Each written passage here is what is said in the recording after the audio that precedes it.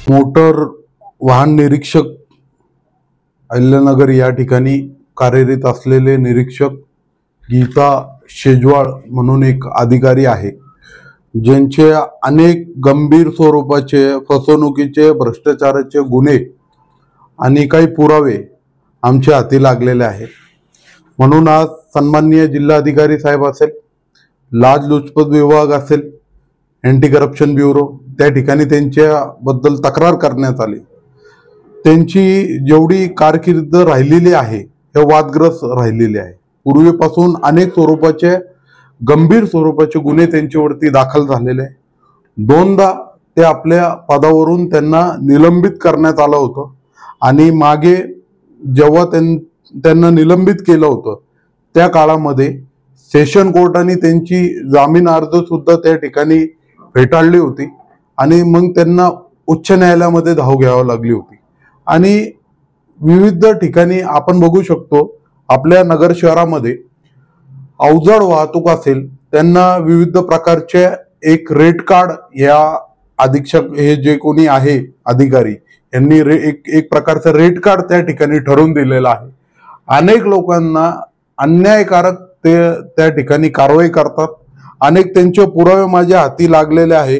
अनेक ट्रान्सपोर्ट असेल, प्रायव्हेट बस चालक असेल, पॉलिस्टिक वाहन चालक असेल, यांच्याकडे वारंवार ते त्या ठिकाणी पैशाची मागणी त्या ठिकाणी करतात।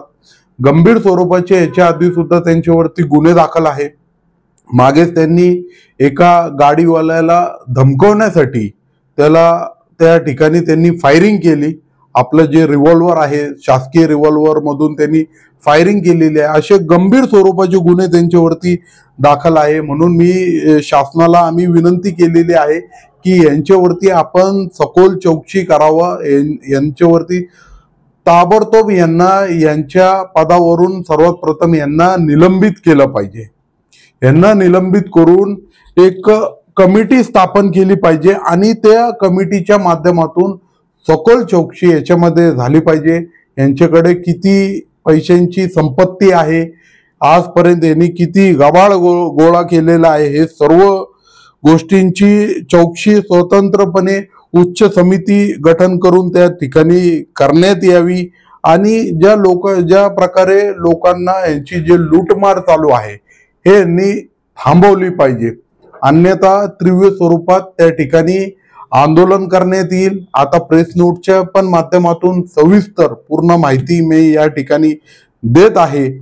तर शासनाने याला गंभीरपणे याची दखल घेण्यात यावी आणि जेवढे गुन्हे याच्या अगोदर जे झालेले आहे आणि सध्या जे त्यांचं कार्यकाळ जे चालू आहे, ज्या प्रकारे ते वागताय लोकांसोबत, एक प्रश्नचिन्ह लोकांमध्ये भीतीचं वातावरण निर्माण झालेलं आहे की हे डायरेक्ट त्यांच्याकडे पैशांची मागणी करतात।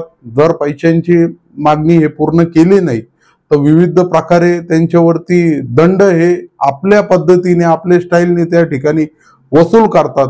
म्हणून अनेक व्यावसायिक या ठिकाणी नाराज झालेले आहे, निराशा झालेला आहे। आणि मागच्या 13 तारखेला या महिन्याच्या 13/8/2025 रोजी यांनी अल्पसंख्याक आयोगचे जे चेअरमॅन आहे, अध्यक्ष आहे प्यारे खान साहेब, यांच्यावरती नगर तालुका हद्दीमध्ये एक खोटा गुन्हा त्या ठिकाणी दाखल केलेला आहे।